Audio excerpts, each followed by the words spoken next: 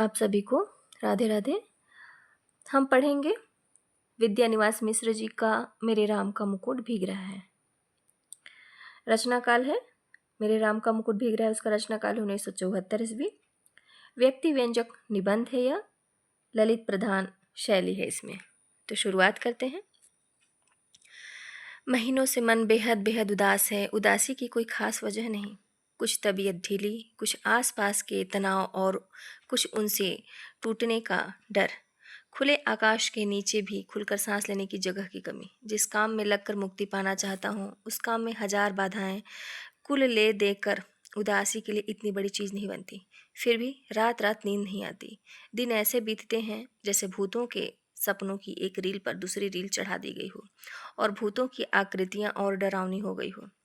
इसलिए कभी कभी तो बड़ी से बड़ी परेशानी करने वाली बात हो जाती है और कुछ भी परेशानी नहीं होती। उल्टे ऐसा लगता है जो हुआ एक सहज क्रम में हुआ, न होना ही कुछ अटपटा होता। और कभी कभी मामूली सी बात भी भयंकर चिंता का कारण बन जाती है। अभी 2-3 रात पहले मेरे एक साथी संगीत का कार्यक्रम सुनने के लिए 9 बजे रात गए। साथ में जाने के लिए मेरे एक चिरंजीव ने और मेरी एक मेहमान महानगरीय वातावरण में पली कन्या ने अनुमति मांगी। शहरों की आजकल की असुरक्षित स्थिति का ध्यान करके इन दोनों को जाने तो नहीं देना चाहता था, पर लड़कों का मन भी तो रखना होता है। कह दिया 1-1.5 घंटे सुनकर चले आना। रात के 12 बजे लोग नहीं लौटे। गृहिणी बहुत उद्विग्न हुई, झल्लाई, साथ में गए मित्र पर नाराज होने के लिए संकल्प बोलने लगी। इतने में जोर की बारिश आ गई। छत से बिस्तर समेटकर कमरे में आया, गृहिणी को समझाया बारिश थमेगी, आ जाएंगे। संगीत में मन लग जाता है तो उठने की तबीयत नहीं होती, तुम सो, ऐसे बच्चे नहीं हैं। पत्नी किसी तरह शांत होकर सो गई, पर मैं अकुला उठा। बारिश निकल गई, ये लोग नहीं आए। बरामदे में कुर्सी लगाकर राह जोहने लगा। दूर कोई भी आहट होती तो उदग्र होकर फाटक की ओर देखने लगता। रह रहकर बिजली चमक जाती थी और सड़क दीप जाती थी, पर सामने की सड़क पर कोई रिक्शा नहीं, कोई चिड़ै का पूत नहीं। एकाएक कई दिनों से मन में उमड़ती घुमड़ती पंक्तियां गूंज गईं। मोरे राम के भीजे मुकुटवा, लक्ष्मण के पटुकुआ, मोरी सीता के भीजे से नुरवा, त राम घर लौट ही। मेरे राम का मुकुट भीग रहा होगा, मेरे लखन का पटुका मतलब दुपट्टा भीग रहा होगा, मेरी सीता की मांग का सिंदूर भीग रहा होगा, मेरे राम घर लौट आते। बचपन में दादी नानी जाते वह गीत गाती। मेरे घर से बाहर जाने पर, विदेश में रहने पर वे यही गीत विह्वल होकर गाती और लौटने पर कहती, मेरे लाल को कैसा वनवास मिला था। जब मुझे दादी नानी की इस आकुलता पर हंसी भी आती, गीत का स्वर बड़ा मीठा लगता। हाँ, तब उसका दर्द नहीं छूता, पर इस प्रतीक्षा में एकाएक उसका दर्द उस ढलती रात में उभर आया और सोचने लगा, आने वाली पीढ़ी पिछली पीढ़ी की ममता की पीड़ा नहीं समझ पाती और पिछली पीढ़ी अपनी संतान के संभावित संकट की कल्पना मात्र से उद्विग्न हो जाती है। मन में यह प्रतीत ही नहीं होती कि अब संतान समर्थ है, बड़ा से बड़ा संकट झेल लेगी। बार बार मन को समझाने की कोशिश करता। लड़की दिल्ली विश्वविद्यालय के एक कॉलेज में पढ़ाती है। लड़का संकट बोध की कविता लिखता है, पर लड़की का ख्याल आते ही दुश्चिंता होती है। गली में जाने कैसे तत्व रहते हैं। लौटते समय कहीं कुछ हो न गया हो और अपने भीतर अनायास अपराधी होने का भाव जाग भी जाता। मुझे रोकना चाहिए था या कोई व्यवस्था करनी चाहिए थी। पराई लड़की और लड़की तो हर एक पराई होती है। धोबी की मुटरी की तरह घाट पर खुले आकाश में कितने दिन फहराएगी। अंत में उसे गृहिणी बनने जाना ही है। घर आई, कहीं कुछ हो न जाए। मन में फिर घूम गया कौशल्या की ओर, लाखों करोड़ों कौशल्याओं की ओर, और लाखों करोड़ों कौशल्याओं के द्वारा मुखरित एक अनाम रूप कौशल्या की ओर। इन सबके राम वन में निर्वासित हैं, पर क्या बात है कि मुकुट अभी भी उनके माथे पर बंधा है और उसी के भीगने की इतनी चिंता है। क्या बात है कि आज भी काशी की रामलीला आरंभ होने के पूर्व एक निश्चित मुहूर्त में मुकुट की ही पूजा सबसे पहले की जाती है। क्या बात है कि तुलसीदास ने कानन को सत अवध समाना कहा और चित्रकूट में ही पहुंचने पर उन्हें कली की कुटिल कुचाल दिख पड़ी। क्या बात है कि आज भी वनवासी धनुर्धर राम की लोकमानस के राजा राम बने हुए हैं। कहीं न कहीं इन सब के बीच एक संगति होनी चाहिए। अभिषेक की बात चली, मन में अभिषेक हो गया और मन में राम के साथ राम का मुकुट प्रतिष्ठित हो गया। मन में प्रतिष्ठित हुआ, इसलिए राम ने राजकीय वेश में उतारा, राजकीय रथ से उतरे, राजकीय भोग का परिहार किया। पर मुकुट तो लोगों के मन में था, कौशल्या के मात्र स्नेह में था। वह कैसे उतरता? वह मस्तक का विराजमान रहा और राम भीगे तो भीगे, मुकुट न भीगने पाए, इसकी चिंता बनी रहती। राजा राम के साथ उनके अंगरक्षक लक्ष्मण का कमर बंद दुपट्टा भी प्रहरी की जागरूकता का उपलक्षण न भीगने पाए, और अखंड सौभाग्यवती सीता की मांग का सिंदूर न भीगने पाए। सीता भले ही भीग जाएं, राम तो वन से लौट आए, सीता को लक्ष्मण फिर निर्वासित कराए, पर लोकमानस में राम की वन यात्रा भी नहीं रुकी। मुकुट, दुपट्टे और सिंदूर के भीगने की आशंका अभी भी साल रही है। कितनी अयोध्याएं बसीं, उजड़ी, पर निर्वासित राम की असली राजधानी, जंगल का रास्ता, अपने कांटों, कुशों, कंकड़ों, पत्थरों की वैसी ही ताज़ा चुभन लिए हुए बरकरार है। क्योंकि जिनका आसरा साधारण गंवार आदमी भी लगा सकता है, वे राम तो सदा निर्वासित ही रहेंगे, और उनके राजपाट को संभालने वाले भरत अयोध्या के समीप रहते हुए भी उनसे भी अधिक निर्वासित रहेंगे। निर्वासित ही नहीं, बल्कि एक काल कोठरी में बंद जिला वतनी की तरह दिन बिताएंगे।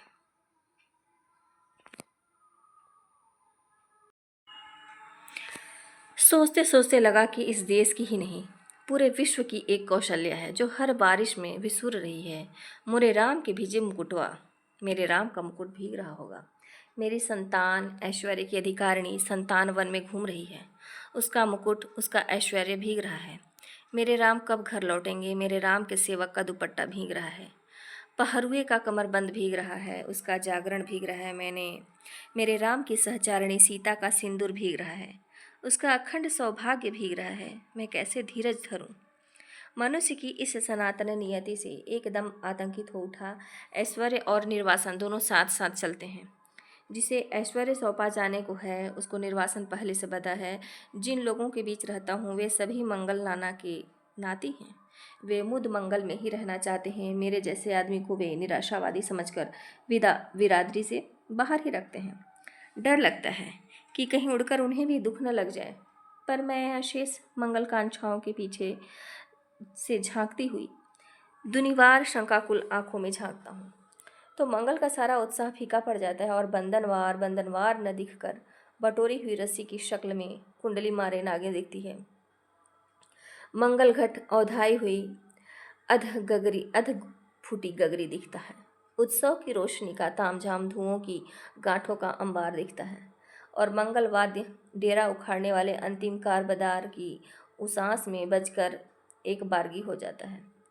लागति अवध भयावह भारी, मानहु काल रात्रि अधियारी, घोर जंतु समपुर नर नारी, डर पही एक निहारी, घर मसान परिजन जनुभूता, सुत हित मीत मनहु जमदूता, वागन विटप बोएली कुम्हिलाही, सरित सरोवर देखी न जाही। कैसे मंगलमय प्रभात की कल्पना थी और कैसी अंधेरी काल रात्रि आ गई है। एक दूसरे को देखने से डर लगता है। घर मसान हो गया है, अपने ही लोग भूत प्रेत बन गए हैं। पेड़ सूख गए हैं, लताएं कुम्हला गई हैं। पेड़ सूख गए हैं, लताएं कुम्हला गई हैं।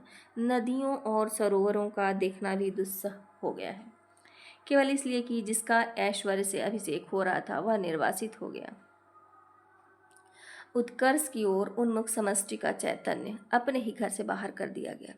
उत्कर्ष की, मनुष्य की ऊर्ध्वोन्मुख चेतना की यही कीमत सनातन काल से अदा की जाती रही है। इसलिए जब कीमत अदा कर ही दी गई हो तो उत्कर्ष कम से कम सुरक्षित रहे, यह चिंता स्वाभाविक हो जाती है। राम भीगे तो भीगे, राम के उत्कर्ष की कल्पना न भीगे।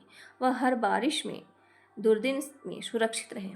नर के रूप में लीला करने वाले नारायण निर्वासन की व्यवस्था झेलें, पर नर रूप में उनकी ईश्वरता का बोध दमकता रहे। पानी की बूंदों की झालन में उसकी दीप्ति छिपने न पाए। उस नारायण के सुख सेज बने अनंत के अवतार लक्ष्मण भले ही भीगते रहें, उनका दुपट्टा, उनका अहर्निशि जागर न भीजे।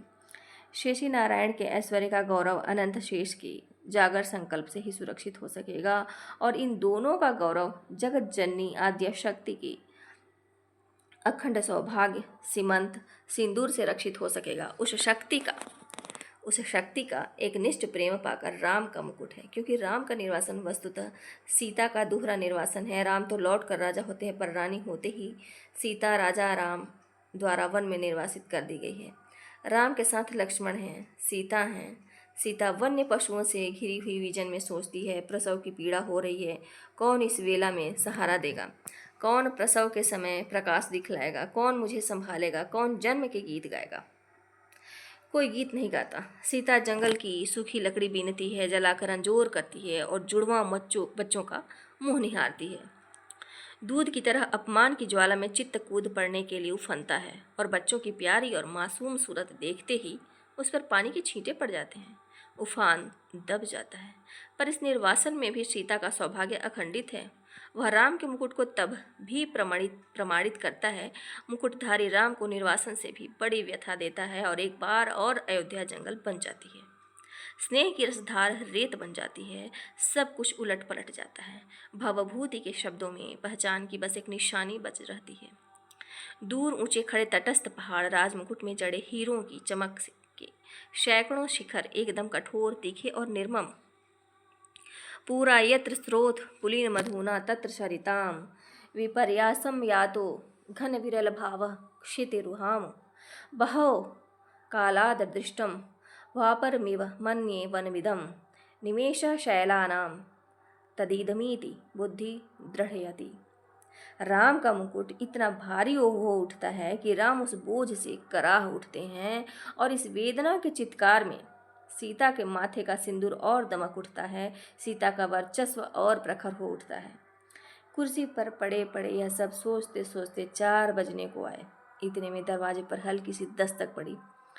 चिरंजीवी निचली मंजिल से ऊपर नहीं चढ़े। सहमी हुई कृष्णा, जो मेहमान लड़की आई थी, मेरी मेहमान लड़की, बोली, दरवाज़ा खोलिए।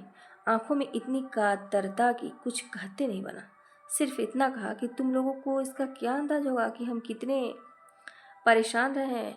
भोजन दूध धरा रह गया, किसी ने भी छुआ नहीं। मुँह ढाँप कर सोने का बहाना शुरू हुआ। मैं भी स्वस्थ की सांस लेकर बिस्तर पर पड़ा, पर अर्धचेतन अवस्था में फिर जहाँ खोया हुआ था वहीं लौट आया।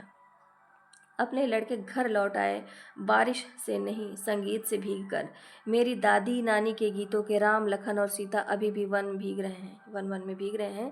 तेज बारिश में पेड़ की छाया और दुखद हो जाती है। पेड़ की हर पत्ती से टप टप बूंदें पड़ने लगती हैं। तने पर टिके तो उसकी हर नस नस से आप्लावित होकर बारिश पीठ गलाने लगती है। जाने कब से मेरे राम भीग रहे हैं और बादल हैं कि मूसलाधार ढरकाए चले जा रहे हैं। इतने में मन में एक चोर धीरे से फुसफुसाता है, हे राम, तुम्हारे कब से हुए? तुम किसकी बुनाहट पहचान में नहीं आती, जिसके व्यक्तित्व के ताने बाने तार तार होकर अलग हो गए हैं। तुम्हारे कहे जाने वाले कोई भी हो सकते हैं कि वह तुम कह रहे हो मेरे राम, और चोर की बात सच लगती है। मन कितना बटा हुआ है, मनचाही और अनचाही दोनों तरह की 1000 चीज़ों में। दूसरे कुछ पतियाए भी, पर अपने भीतर प्रतीति नहीं होती कि मैं किसी का हूँ या कोई मेरा है। पर दूसरी ओर यह भी बात सोचता हूँ कि क्या बार बार विचित्र से अनमनेपन में अकारण चिंता किसी के लिए होती है? वह चिंता क्या पराये के लिए होती है? वह क्या कुछ भी अपना नहीं है? फिर इस अनमनेपन में ही क्या राम अपनाने के लिए हाथ नहीं बढ़ाते आए हैं? क्या न कुछ होना और न कुछ बनाना ही अपनाने की उनकी बढ़ी हुई शर्त नहीं है? तार टूट जाता है, मेरे राम का मुकुट भीग रहा है, या भीतर से कहाँ पाऊँ अपनी उदासी से ऐसा चिपकाव, अपने संकरे से दर्द से ऐसा रिश्ता। राम को अपना कहने के लिए केवल उनके लिए भरा हुआ हृदय कहाँ पाऊँ? मैं शब्दों के घने जंगलों में हिरा गया हूँ। जानता हूँ इन्हीं जंगलों के आसपास किसी टेकड़ी पर राम की पर्णकुटी है, पर इन उलझाने वाले शब्दों के अलावा मेरे पास कोई राह नहीं। शायद सामने उपस्थित अपने ही मनोराज्य के युवराज, अपने बचे खुचे स्नेह के पात्र, अपने भविष्यत के संकट की चिंता में राम के निर्वासन का जो ध्यान आ जाता है, उनसे भी अधिक एक बिजली से जगमगाते शहर में एक पढ़ी लिखी चंद दिनों की मेहमान लड़की के एक रात कुछ देर से लौटने पर अकारण चिंता हो जाती है। उसमें सीता का ख्याल आ जाता है। वह राम के मुकुट या सीता के सिंदूर के भीगने की आशंका से जोड़े न जोड़े, आज की दरिद्र अर्थहीन उदासी को कुछ ऐसा अर्थ नहीं दे देता जिससे जिंदगी ऊब से कुछ उबर सके। और इतने में पूरब से हल्की उजास आती है और शहर के इस शोर भरे बियाबान में चक्की के स्वर के साथ चढ़ती उतरती जंतसार गीत हल्की सी सिहरन पैदा कर जाती है। मोरे राम के भीजे मुकुटवा और अमचूर की तरह विश्वविद्यालयी जीवन की नीरसता में सूखा मन कुछ जरूर ऊपरी सतह पर भी सही भीगता नहीं तो कुछ नम तो हो ही जाता है। और महीनों की उमड़ी घुमड़ी उदासी बरसने बरसने को आ जाती है।